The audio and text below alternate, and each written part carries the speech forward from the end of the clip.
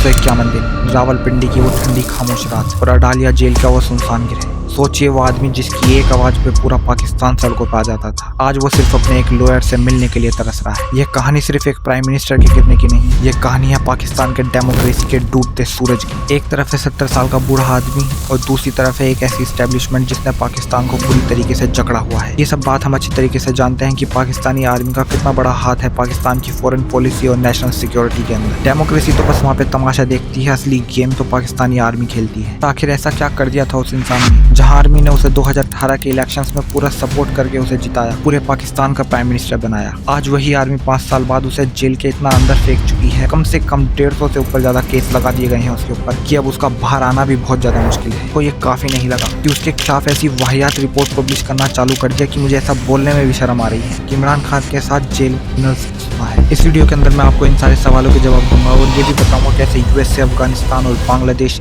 वो भी कनेक्टेड हैं इस इशू के अंदर।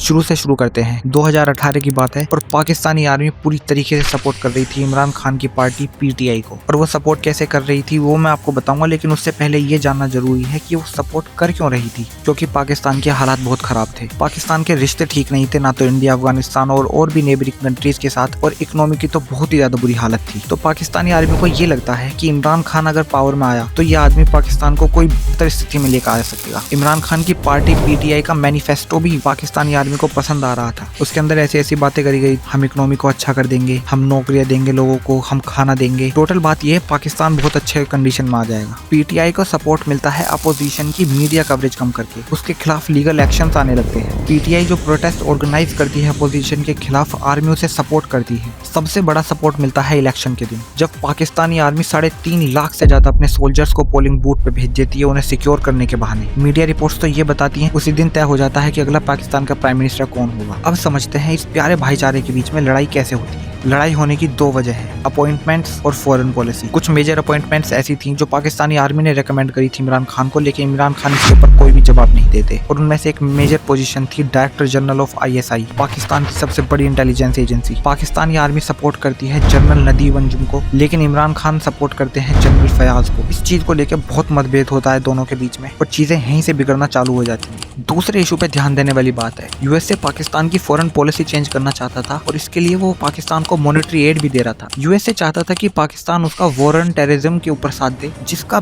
बेसिकली और आसान शब्दों में मतलब है एक प्रॉक्सी वॉर, जिसके अंदर यूएसए पैसे और डायरेक्टिव देगा, लेकिन ग्राउंड पे जो लोग लड़ेंगे और मरेंगे वो पाकिस्तानी होंगे। और इमरान खान को ये बात बिल्कुल भी पसंद नहीं आती। इस चीज का वो मीडिया के अंदर आकर खुल के विरोध करते हैं। पाकिस्तान ने पिछले 20 सालों के अंदर यही गलती करी थी यूएसए की बात मानकर। वो अभी तक 80,000 से भी ज्यादा लोग खो चुका था, 126 बिलियन का इकोनॉमिक लॉस झेल चुका है। इस वॉर ऑन टेररिज्म के अंदर लड़ाई सीधा होती है टीटीपी, बलोच आर्मी और अफगानिस्तान से, और जो बिल्कुल भी फायदेमंद नहीं होती पाकिस्तान के लिए। इसके बाद एक तीसरा पहलू और बचता है, जिसके अंदर एक रूल होता है और वो फॉलो करा जाता है हर एक पॉलिटिकल डेमोक्रेटिक पार्टी को पाकिस्तान के अंदर। रूल ये है, कोई भी डेमोक्रेटिक पार्टी आर्मी की आंखों में आंखें डालकर सवाल नहीं पूछेगी, उनके किसी भी कदम और काम पे फर्क नहीं डालेगी और ना ही किसी भी तरीके का रुकावट बनने की कोशिश करेगी। इमरान खान ने यही गलती करना शुरू कर दिया। वो लगातार न्यूज के अंदर आके बोलते रहे कि आर्मी का इंटरफेरेंस बहुत ज्यादा है, हमारे देश में ऑटोनॉमी नहीं है। बार बार आर्मी के ऊपर सवाल उठाते रहे, जो आर्मी को बिल्कुल भी पसंद नहीं आया। और सबसे ज्यादा जो आर्मी को चीज खटकी वो थी मॉस्को विजिट और यूएसए को फॉलो ना करना। अब आर्मी ने इमरान खान का सिस्टम हिलाना शुरू कर दिया। 10 अप्रैल 2022 रात के 12 बजे पार्लियामेंट खुलती है और इमरान खान को पीएम की कुर्सी से बर्खास्त कर दिया जाता है। इस प्लानिंग की खबर इमरान खान को कुछ दिन पहले ही लग चुकी थी कि नो कॉन्फिडेंस मोशन का सहारा लेकर उन्हें हटा दिया जाएगा और एक पपेट पीएम को बिठाया जाएगा। तो इमरान खान पूरी कोशिश करते हैं कि किसी भी तरीके से इस मोशन को रोका जा सके, बेशक उसके लिए पार्लियामेंट ही क्यों ना डिसॉल्व करनी पड़े। अगला कदम लेते हुए पाकिस्तान के प्रेसिडेंट को रिकमेंडेशन लेटर देते हैं कि पार्लियामेंट को डिसॉल्व कर दिया जाए जल्द से जल्दी। पर तभी पाकिस्तान का सुप्रीम कोर्ट बीच में आ जाता है, उनके इस एक्शन को अनकॉन्स्टिट्यूशनल बताते हुए इसे रोक देता है। यहाँ तक कि उसी रात 10 अप्रैल 2022 रात के 12 बजे ही नेशनल असेंबली को कन्वेंट कराया जाता है। नो कॉन्फिडेंस मोशन पास हुआ और इमरान खान ने अपनी कुर्सी छोड़ी। इसके बाद इमरान खान सड़कों पर उतरते हैं अपने लाखों की भीड़ के साथ, नारे लगाते हुए कि यूएसए ने पाकिस्तानी आर्मी के साथ मिलकर उनके साथ बहुत बुरा करा है और जगह जगह पर पाकिस्तान के अंदर ये आंदोलन करती है उनकी पार्टी पीटीआई।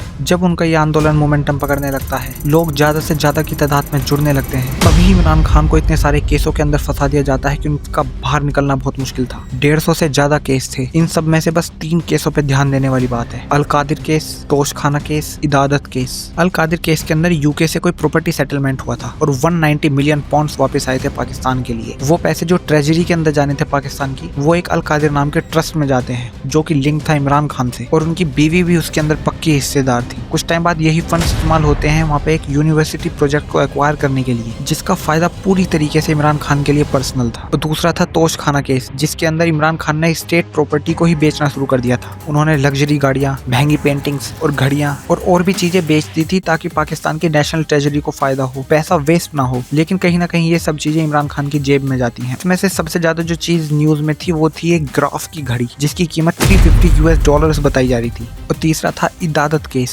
ये काफी हद तक इमरान खान के ऊपर, उनकी पर्सनल लाइफ के ऊपर अटैक था। इसमें यह बताया गया था कि इमरान खान ने जो शादी करी थी उनकी बीवी से, बुसरा बीवी, उनकी शादी एक अन इस्लामिक प्रैक्टिस के अंदर हुई है। इसमें होता क्या है कि एक मुस्लिम महिला जब अपने पति को डिवोर्स देती है तो उसे 3 महीने रुककर इबादत करके तब जाके उसे दूसरी शादी करने की परमिशन मिलती है। लेकिन उन्होंने ऐसा कुछ फॉलो नहीं करा था, ऐसा उनका बताया जा रहा था, ऐसे उन पे एलिगेशंस थे। और इसके तहत इस्लामाबाद हाई कोर्ट ने फरवरी 2024 के अंदर दोनों को 7 साल की सजा सुना दी। लेकिन कुछ महीने बाद ही जुलाई में कोर्ट ने अपना फैसला वापस लिया और बताया कि ये केस बेबुनियाद था और पर्सनल अटैक था इमरान खान के ऊपर। अब इमरान खान अपने अल कादिर केस के अंदर 14 साल की सजा काट रहे हैं। उनकी बीवी को भी 7 साल की सजा हुई थी, लेकिन कोर्ट ने कुछ लीगल प्रोसीडिंग्स के चलते हुए उनको बाहर रहने की इजाजत दे दी। लेकिन ग्राउंड रियलिटी ऐसी है कि उनसे किसी को नहीं मिलने दिया जाता और खबरें ऐसी भी उड़ रही हैं कि उन्हें डेथ सेल के अंदर रखा गया है। ये एक 6x8 का कमरा होता है जिसके अंदर ना रोशनी होती है, ना ही आप किसी से बात कर सकते हो, और एकदम सॉलिट्यूड में होता है सबसे अलग। इसके अंदर उन आदमियों को रखा जाता है जिनको डेथ सेंटेंस मिल चुकी है कोर्ट से और कुछ दिन बाद वो मरने वाले हैं। तो अब आप सोच रहे होंगे इमरान खान के लिए कौन प्रोटेस्ट ऑर्गेनाइज कर रहा है, कौन उनके आंदोलन को सपोर्ट कर रहा है। उनके लिए जो इस वक्त सबसे बड़ी पॉलिटिकल एक्टिविस्ट है वो है उनकी 2 बहनें, अली खान और उज़मा खान। यही पूरे देश भर में उनके लिए अलग अलग जगह पे पब्लिक को मोबिलाइज कर रही हैं, सपोर्ट जुटा रही हैं।